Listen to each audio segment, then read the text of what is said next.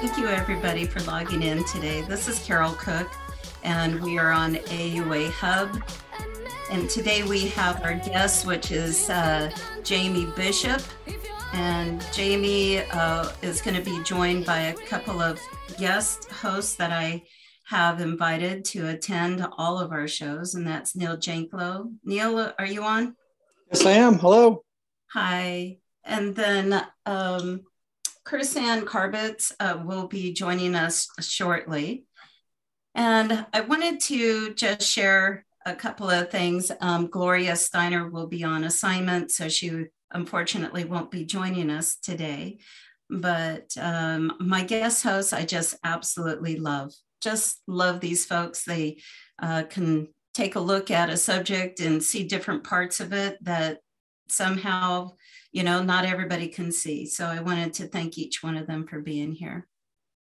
And so with Jamie, I am so intrigued with you. I so am excited that you decided to be on the call today. I wanted to ask, I have you listed as an investigator of paranormal phenomenon resulting from recordings where voices show up on the recordings. I've been on a ghost walk with you. We have been to a UFO MUFON sponsored event for a night goggle tour. And you also are an alien abductee or been identified as an alien abductee. And with all of those things identified, I do want to say thank you for coming forward, offering to be on the show, offering to talk about your experiences. And so with that, I'd like to ask you a couple of questions. Is this okay to do with you today? For sure. I also want to first off by saying thank you so much for inviting me. You know that you and Tim, your brother, have been instrumental in my ability to even begin to start to deal with a lot of this. You know, when I first met you guys, I was extremely overwhelmed by everything that was happening at the time. So just want to say I appreciate our friendship, and I appreciate your loving spirit and you just offering to always be there for me. So thank you so much for having me on. Well, each one of our experiences are always going to be slightly different. And I wanted to say thank you for that. Also, when we first met, we first started talking about alien abductions. And I wanted to ask if you could describe what that means to you and how that plays into MUFON, the night vision tours, even doing a ghost walk. How does that all play into that for you? Well, I mean, the subject is such a conundrum, right? It's like consciousness trying to research consciousness. And so, I mean, the only thing we can do to gain any kind of understanding of this, you know, phenomenon is to look at what's happening and hypothesize from there. So, you know, the more that I'm able to be around people that are having similar uh, um, situations happen to them, the more information it kind of gives me to hypothesize, and try and understand myself and why it's happening to me, obviously. So, I mean, all of it is such a mystery, such a mystery, and um, the MUFON thing was pretty interesting because you know I had never been in a large group of people like that who was you know looking at the same thing I'm trying to look at, and you know it's been such a thing that we've shied away from as a society. So it was great to be around other people of like minds. So and with the ghost tours and stuff, that you know that was always part of the phenomenon like I kind of shied away from the most. I think that's more scarier for me than the UFO stuff because I had I had preconceived ideas about what happened to the spirit once it left the physical body. And so that's it's a little bit of a thing for me to try and digest. When you are talking about the ghosts and things are hard to digest, what is it about it that's so different from interactions that you've had with extraterrestrials? Well, I think that extraterrestrials, even though they might not be part of this dimension, they still are part of this life. I think that I studied a little bit of NDE and reincarnations and stuff like that. And so the one thing that I found in common with those is that there's this light, and this light comes, and these people have these life reviews and so forth and so on. And so I don't know how that can coexist with what I was encountering when I'm hearing these spirits, right? So it's like, where are your guys' light? Why would they be asking me, as a human, just a regular human on the planet, to help them? And at one point, when I was living in a certain area, there were lots of them that I could hear, not just the little girl, but there were lots of them who were asking for help. And and you could hear it in them that they were really in quite a state. And so that made me question, well, what's going to happen to me after life? Why are they stuck? Why can't they? Where's their light? Where is their angel? Or so that's hard for me to really, I feel uncomfortable, to be honest with you. Well, let's see. Neil, do you have something that you'd like to add or to share or to ask Jamie at this time? Well, yeah, I was listening, and then there's a couple things popped up. When you spoke about hearing spirits, there's a little girl, and that I'm assuming that's human, because, well, I just wanted to verify, because we were talking to me also about contacting with UFO alien communication. Do you communicate with non-terrestrial as well as spirits that have passed on from this life?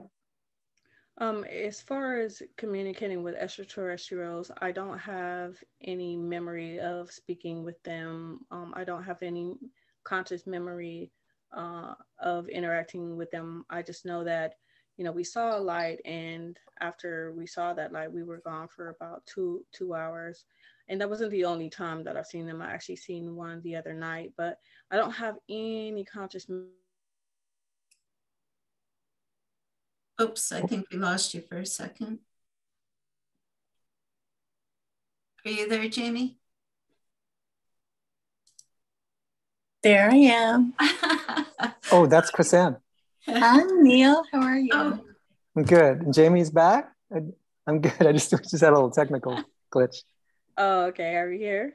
Yes. We have Chrisanne Carwitz, who's just joined us. And for some reason, when she joined us, your verbiage blanked out there, Jamie. Oh, okay. Sorry. She came in strong. Yeah, she did. Oh, wow. That's me. Isn't she the one that she Yes. has the effect on electrical things? Yeah. Yeah. Uh-huh. Oh man. Yeah. So but yeah, I don't have any memory of a conversation or any interaction with extraterrestrials at all. I just know that I was gone for 2 hours, my roommate and I, and that was in the early 2000s. But I just recently seen another one right by my house a couple of weeks ago, but there is no conscious interaction with them. I'm not I don't have those memories. But with the spirits, it's an everyday thing, especially with one spirit in particular. And like I was saying earlier, it's very difficult for me to articulate whether this is a spirit that is human. There was a theory that perhaps she was a hybrid of mine and was just really super telepathic and just really wanting to be with me, being that she seemed more human than whatever else, she may be mixed it with. But yeah. That's interesting. Wow. Hybrid. That's that movie. Yeah. Yeah. So the big green people. When we talk with people, they will bring up things that maybe that it has been in the movies, and maybe it hasn't been shared with us on a personal level, but now we are finding more and more people have had these experiences. And so just for people that are listening, when Jamie was talking about MUFON and I was asking her about MUFON, MUFON stands for the Mutual UFO Network. And that is a national reporting agency for phenomenon. And Jamie also made a notation for an abbreviation of NDE, and that's near-death experience. And so, Jamie, is that something I can ask you about, your near-death experience or experiences? Is that something that you would like to share with us today? Sure. Yeah. When do you think that happened for you? I think that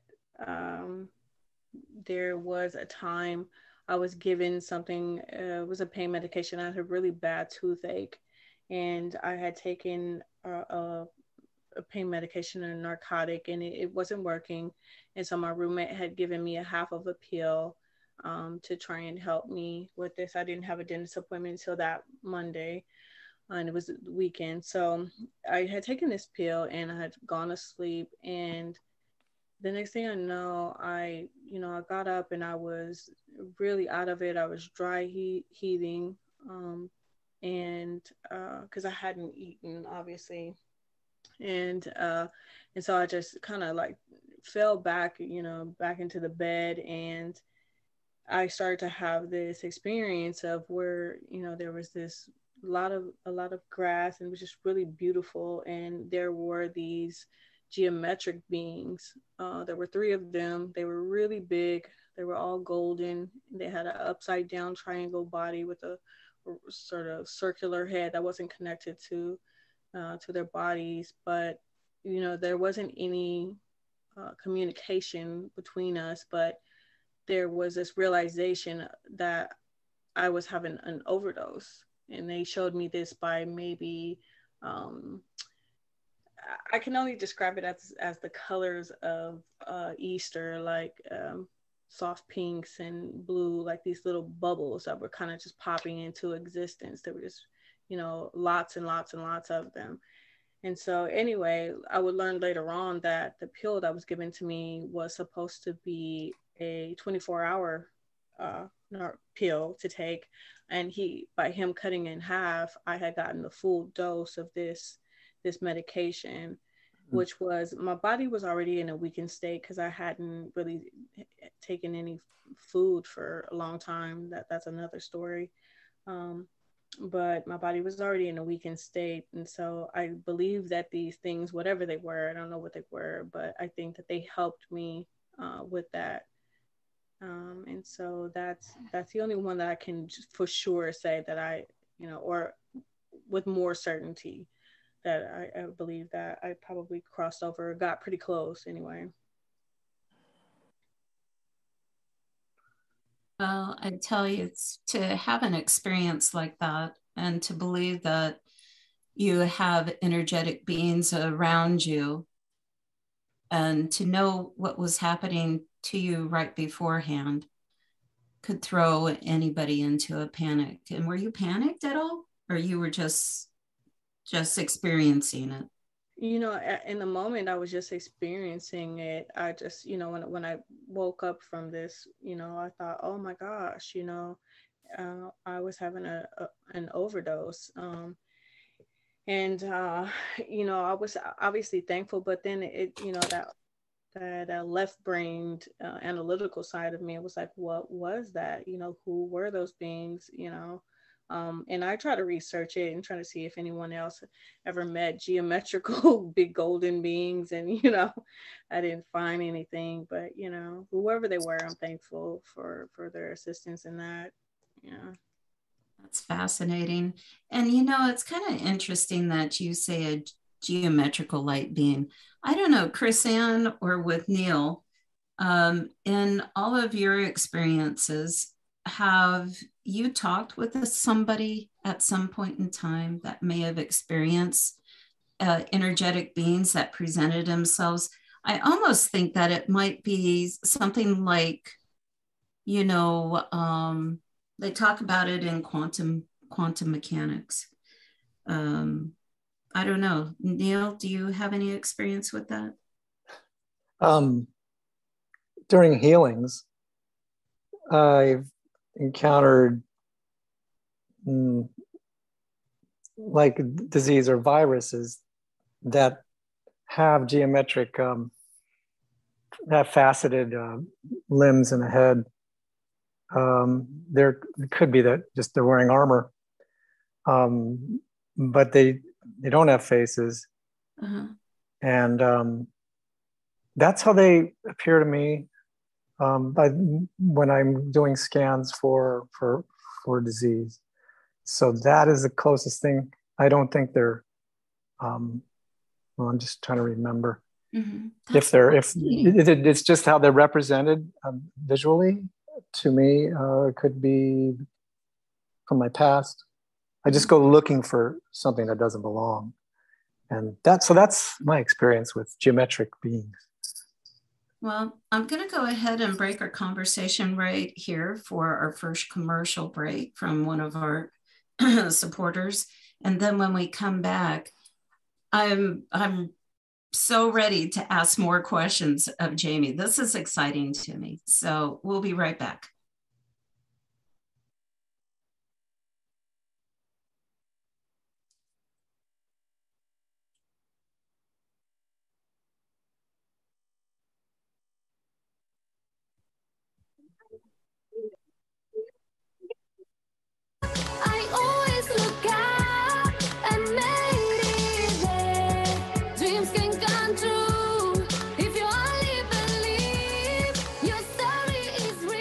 Today's sponsor is Angel Heart for You. Nestled in the heart of beautiful downtown Benicia, California. Come embrace the aromas of scented candles, essential oils, incense, and aromatherapy products as you wander the aisles of our inspirational, metaphysical, book, and gift shop. Please call 707-745-2024.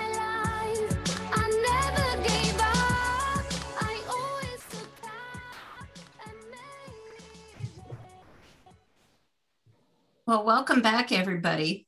To me, this discussion is really, really exciting because when we are working with other energies that are different to all of us, we may be, in fact, communicating and dealing with those energies that are so similar.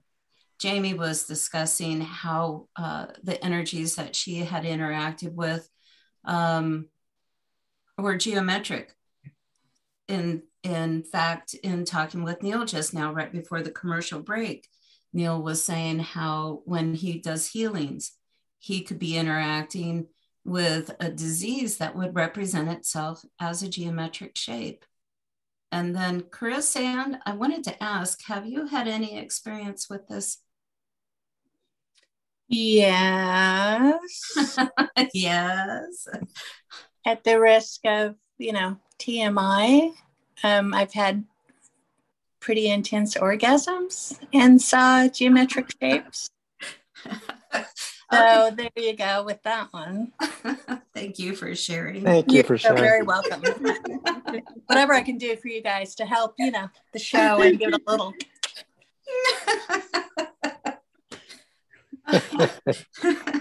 We're all laughing. Thank you for sharing that, Chrisanne. I didn't see that one coming. Yeah. I didn't. Oh, joke on joke. Okay, PG guys, PG. Why? Well, if we're talking about UFOs and those items, thank you very much, Chrisanne. You're welcome. So, Jamie, in doing some of the work and some of the field research that you've been doing that has to do with energetic beings, and seriously, when Chrisanne brings this up, people may actually see geometric beings when they come to a moment in their intimacy. I wanted to ask, though, from the perspective of somebody that's experiencing those geometric beings for the first time, did they communicate back with you? Did they change their colors? Did they vibrate at a higher or lower or maybe more dense energy? What was it with them that you can recall? I just wanted to throw out there that Terrence McKenna, I believe his name is, who did ayahuasca and things like that to get to other dimensions, did experience geometrical beings along with a number of other beings. So I just want to put that out there. But as far as the ones that I encountered during that one episode, they had no, structure other than just a circular head and a upside down triangular body. They didn't communicate with me telepathically or verbally, not that I remember anyway. I do remember it seemed as though I was transported from being in front of them in that grassy field where they kind of hovered above the ground. And like I said, they were very large. I was transported from there to maybe like inside of a mountain, maybe, where I start to see those different color, kind of chalky, bubbly things coming into fruition. And it kind of was a realization. I don't know, maybe that was telepathic, I'm not sure, but it was a realization that, this was, maybe the medicine inside of my body sort of bubbling up in my stomach and going into my system. And I just felt like the mountain kind of represented them, maybe helping to block off some of that so that I didn't, suffer the full repercussions of that happening. But yeah, that was the only thing that I can remember from that interaction with them. Never, seen them before or after that. I'm curious, Jamie, when you were talking about the colors being like an Easter basket, were they more vibrant than the colors that we would normally see? They were like literally like soft pink, a soft baby blue, a soft yellow, like Easter colors like that. So they were pretty much kind of like earthy colors, I would say. Yeah, and the only difference, like I said, they kind of seemed almost like chalk, like if you had like chalk balls, something like that. Yeah.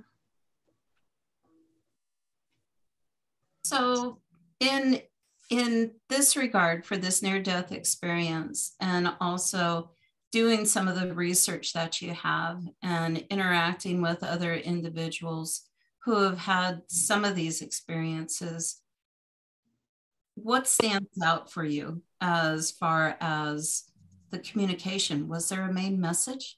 Anything that everybody else needs to hear that we didn't get on Channel 2 News or something?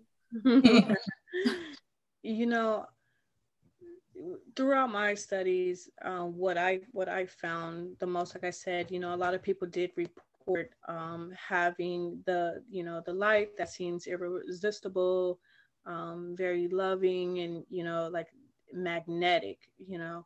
That was the one thing that I found. But after that, everyone's experience differs. Some people see loved ones, other people see Buddha or Jesus. Some people come to what they call like a waiting area. So it's very, it's another conundrum, You know, it's like, is it, you know, we create our reality here, and in doing so, do we create the reality we would eventually come to after this? I'm not sure. But, you know, I would have thought that it would have been, you know, the same for all of us, you know, just regarding, you know, people who believe in, you know, if you are good and you go to heaven, or if you're bad, you go to hell. But, you know, for everyone to have such different experiences when they come back reporting these different differences, it's just really, it's interesting to say the least. But I don't know. It's another conundrum, you know? Well, I wanted to say thank you for sharing that, because for everybody who's lost somebody that I've done readings for people who actively talk to their past relatives or their friends or their spouses, you know, everything is just so individual. And I know that for each one of us that are here as a host or co-host, we have had those experiences. And to see somebody actually in their human form versus the energetic form may be disturbing, but I don't know. Do you think that they would show us as their energetic form to make it easier? What are your thoughts on all of that? And anybody, please feel welcome to chime in. Well, I think that they would, I think we filter our reality, right? Like, I think we filter it to a certain degree. I lost my mother in 2014, and you know, I think my mom would be aware that I would be absolutely terrified if she just popped up. And so I think that she was able to come to me through dreams. There was one situation where I was sitting and watching it was a show about a psychic. She was doing a reading for this lady, and this woman had lost her mom. And you know, I was sitting there kind of eating my sandwich and eating my potato chips and kind of really wanting to, you know, have this experience as well. I wanted to talk to my mom. And so as I'm going to, you know, eat this chip, something just made me stop. And so I stopped and I looked down at the chip, and there inside the chip was, in the middle of the chip was a heart shape. No. So I thought, oh my gosh, and I still have that chip to this day. But I think that our loved ones find a way, right? And it's up to us to kind of be kind of open to it, and kind of make sure that we don't miss those subtle signs, you know, kind of, you know, those little God whispers or whatnot. So yeah, I think they'll come to you in a way that you feel comfortable. A lot of people, you know, if you're wanting to have that connection, perhaps you might go to sleep with the intention of having a dream of them. I know that those dreams, you can tell the difference. They feel different. There's a different quality to those type of dreams. So yeah. And I wanted to ask Neil, is it all right to ask you a question in regards to Dawn? Oh, certainly. How, when you first started talking to her after she passed, did she appear as a light, a sound? I think you said that she started communicating with you through the radiator or through the heater. But when she finally started to appear to you, was she a geometric being, or was she something visually that you recognized? How was that for you? I first, she didn't really appear as anything. The heater, the electrical wall heater, was malfunctioning and buzzing and staticky, and so I'd Morse code, very rudimentary, 1 for yes, 2 for no. Mm-hmm. We had a 45-minute conversation that was completely logical, and I did some validation at the beginning of it, so I didn't know it was just somebody trolling me. That somebody spoofing. So I asked some specific questions only she and I knew, and they answered. It was just all the way just green lights. So no visual. I was just curled up in front of the heater. But after that, I have a friend, I think went through the whole story, who is clairvoyant, clairaudio, clairsentient, and all the clairs. Mm-hmm. She called Claire. But she called me up and said, "Yeah, Dawn popped in my car and she was tugging on my earrings and poking me and laughing, and she looked great, and she was wearing this shirt, and her hair was in a ponytail, and her face looked all right." You know, she's like going into all the details, and I'm like, "Oh boy, that is I want to do that. I want those abilities." And fortunately, I couldn't quite get to that point. But you asked, did I see geometric shape? Did she appeared to me when I closed my eyes as a fuzzy blue light, bluish white light, kind of foggy light, just kind of hovering around. That's cool.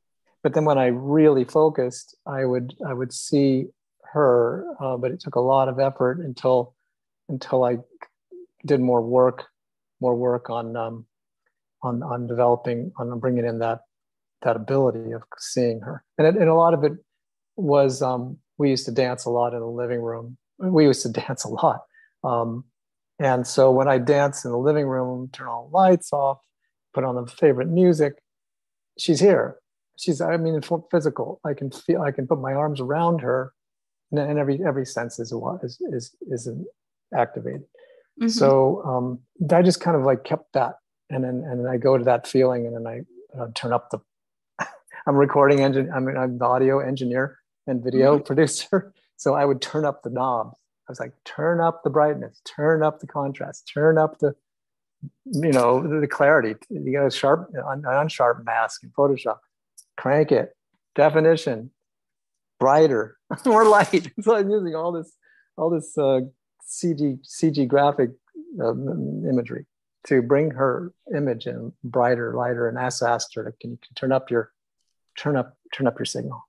Mm-hmm. And it just, just the willing it to happen. And that's how it worked for me. Wow.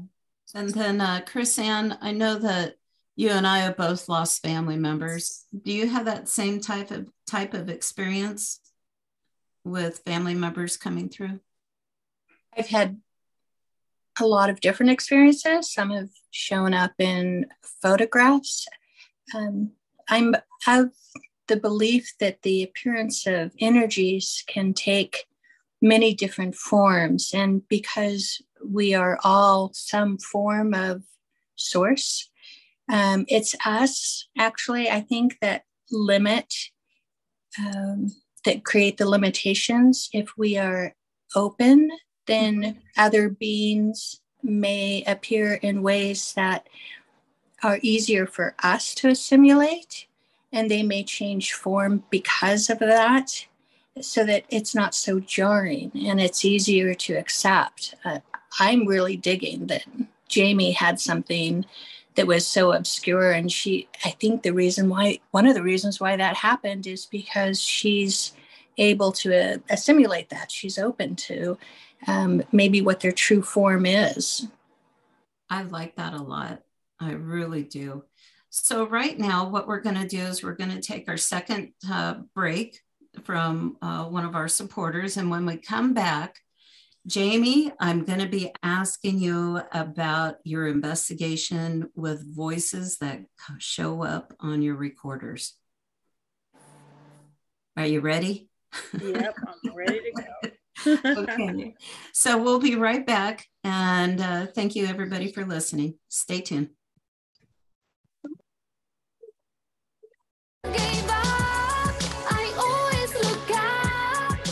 Today's sponsor is Stewart Fitness. Working with a professional personal trainer with years of experience is one of the fastest, easiest, and most successful ways to improve your health, fitness, and lifestyle. Specializing in working with clients with health issues, sports injuries, and proven results with clients losing 30 pounds all the way up to 100 pounds or more. Make the best decision of your life now and contact Bryant Stewart at Stewart Fitness, 415-397-4273.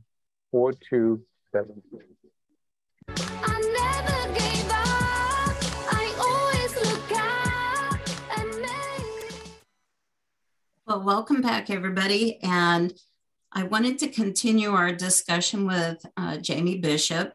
And this has to do with her research and what has happened with anything, basically, that I understand that she had, where her recordings of conversations, of phone calls, of movies, of anything, there's actual voices that are in there.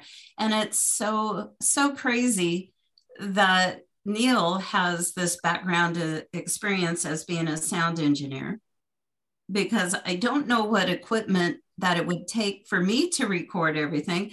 I know I hear my dogs barking all the time, but that's totally different.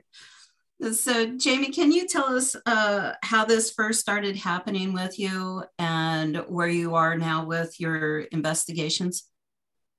Yes. So I would say that in 2019, I was staying in an old house, which is my family's house. It's a house from the 1920s.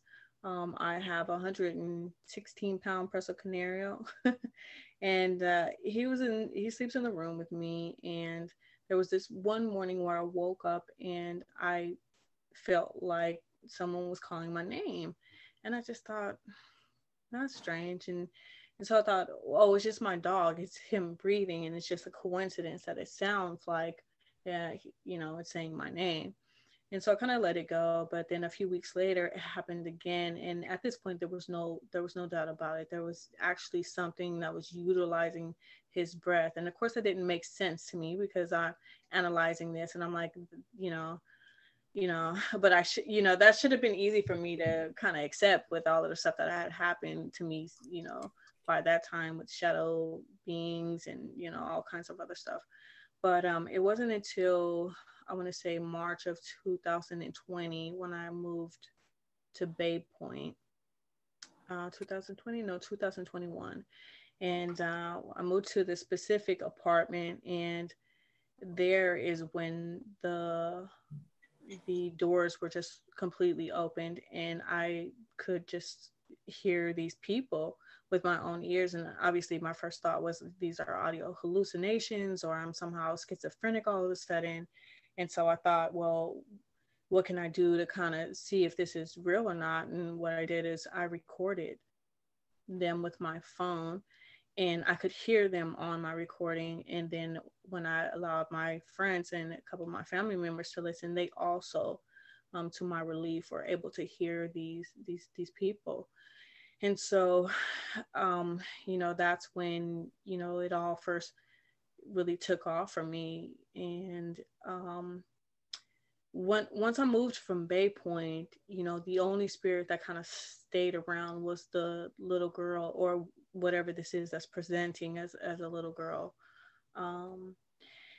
And, she would follow me, I went up to Washington, she followed me there, and she presented herself through the breath of a little boy who's my cousin. He is autistic. And so he was laying there in the bed next to me, and she was saying her stereotypical, phrase of, "Can you hear me?" It's just like, she would always say, "Can you hear me? Can you hear me?" And no matter what I did, it never really got past that, that "can you hear me" phase. Maybe a couple of times she may have said a few other things, but these people, these spirits, break through my phone calls, as you mentioned. So I put a recorder on my phone that records all my phone calls. And it's just such a big subject. It's hard to put it in any sort of box. There seemed to be a galactical part to this, also maybe a spiritual, ghost part of it.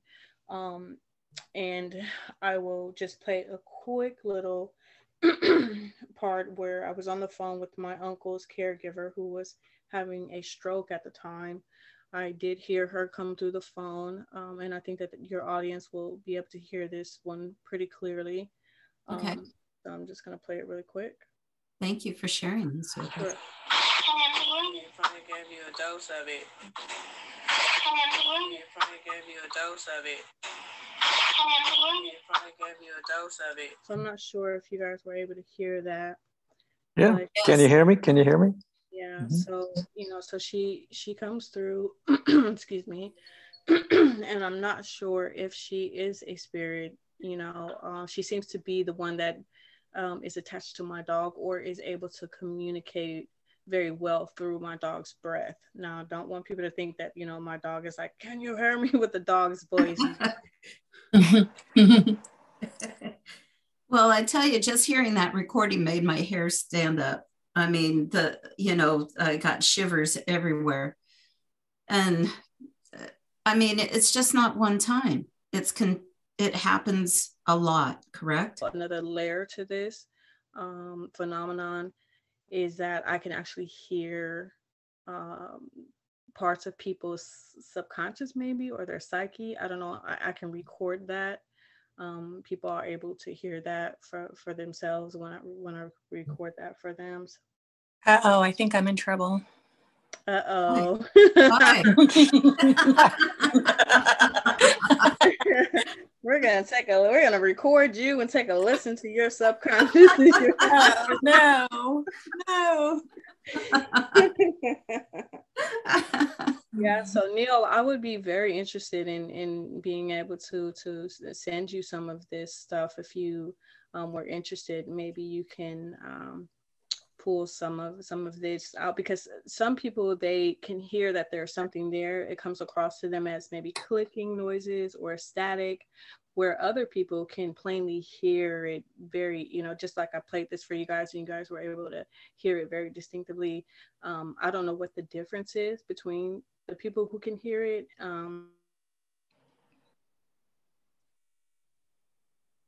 Whoops. Is she there? Well, I can respond until she comes back. Okay. All right. If she can hear. So, yeah, it's interesting. I got some processing software. My sister lost her daughter when like almost 20 years ago, when her daughter was 7 years old, and I'm able to communicate with her, and my sister really wants to communicate with her daughter, but she has a sleep recorder, because she talks in her sleep or something. Anyway, it gets triggered and turns on when there's a sound, and it recorded something that wasn't her, and it was very high. Like, so I slowed it down. I didn't slow it down. I reduced the pitch, Okay. and then slowed it down a little bit and enhanced it, and it sounded a lot like. Well, I don't remember what it said, but it was like, "Mommy, I'm in the room," or something like that. Oh my gosh! Wow. Or "Mommy's sleeping. Mommy's sleeping now." That's what I heard. "Mommy's sleeping now," but it was like way up there, and I slowed it down. And funny thing, I played it back for my sister. I gave it to her and said, "This is what I hear." I said, "What do you hear?" She heard something entirely different. Oh, so yeah, but that is fascinating. And so that was what type of recording? I mean, I'm sure it's high end. Just a phone, just a smartphone. Oh, it's a smartphone recording app, an application. Yeah. Okay. Yeah, there's a lot of them. Yeah, just like for sleeping, they record, they monitor your sleep and how much you slept and how much you talked in your sleep, and if you got up, went to the bathroom. That's that application. Okay. Yeah, there's a sleep app. I think the one I downloaded had dogs barking on it. I wonder why. And for anybody who's listening, I have two big giant dogs. They're Great Pyrenees named Thelma and Louise. And yes, they bark all the time. But they don't, I can't hear any other voices on there. And so, Jamie, when it comes to these, do you have an archive? Do you have a collection? What is it that you save all these in? So I do have an archive. They're just sitting in my phone, really. They're just sitting in my phone, and I'm just waiting for the right place or the right person to kind of, go through this and chronicleize it. I think that there is a story there. You know, there does seem to be, you know, there was another little girl who was asking me to come save her. She was accompanied by a man who was trying to prompt her to talk to me. A lot of this too, I have to add, you know, kind of was happening around the time that I was dating this one guy who I actually had a dream about 5 years prior to meeting him. Oh my gosh. So, you know, I don't know if it has something to do with our union, that kind of opened, you know, these doors, or if it was Bay Point. I will say that there was a room behind my bedroom that had a high EMF. It was an electrical room, so that could have been, you know, something that kind of was a maybe antenna for whatever gifts that I had, and he as well. I will say that the Warren Society did come out and do an investigation as well, and they did find some evidence of some activity in there. But What, yeah, what was that group you said? The Warren group? yeah, the Warren. Oh, from the house. Yes, yes. So their grandson still does investigations, and he has a group here in California. So the California chapter of the Warren Legacy Foundation, some of their members came out to do it. Wasn't that the movie The Conjuring? Yes, the Conjuring. Oh my gosh. Yeah. Okay. Yeah, Poltergeist. Yeah. So yeah, but I have all of it archived. I wanted to archive it and have a scientific approach to this whole thing because, you know, when it first was happening to me, if I'm trying to describe this to someone else, you know, if the shoe was on the other foot, I would be like, this person is absolutely crazy. Because the things that were happening to me was just mind-boggling, and for no apparent reason. You know, I didn't go out and do ayahuasca or, you know, mushrooms or, you know, do anything to sort of prompt this. This is just something that kind of happened upon me, and it felt invasive. It felt overwhelming. I felt like I was under attack, literally, because, you know, people were calling it a gift, and I, at the time, especially not, you know, I'm take it back. Yeah, take it back. Take it back with the bow. That is just fascinating. And Neil, I had a text message. We have Gloria Steiner, who is out in the field doing a field assignment. She actually texted me. She's listening to the show. Kudos to everybody also from her. But she wanted to know what the name of that application was that can record the sleep. Is it iSleep Talk? Is that what it's I don't know the name of it. I'd have to ask my sister to get back to you. I know that there's several on in the iPhone store, and I'm sure there's plenty of them in the Play Store for any of the Android products. What is the application that you may use, Jamie? What do you use? I just use my phone. There is, it just says voice. Well, actually, I got this from the Play Store, so it's just voice recorder. Mm-hmm. So that's basically what I use. And then I have a booster that I am able to boost the volume, and I use a headset to kind of just hone in on it. Yeah. This is just fascinating because it makes me think and understand to the point that even with our recording here via CTR contact, that somewhere in the others, there might be some other voices hanging out there. What do you guys think? I think absolutely. You know, that was the first time I had even heard a voice.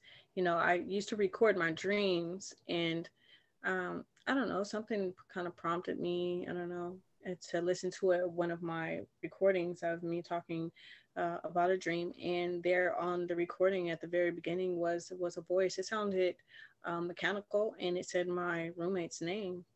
So I showed him. He definitely could hear his name. He didn't know who that person was. She just seemed female in nature, but you know, I went through all the rest of my recordings, and you know, there was a few other things. So, you know, I think that they're there's a world around us that, you know, or spirits around us. And, you know, I think they do get recorded, whether they want to or not.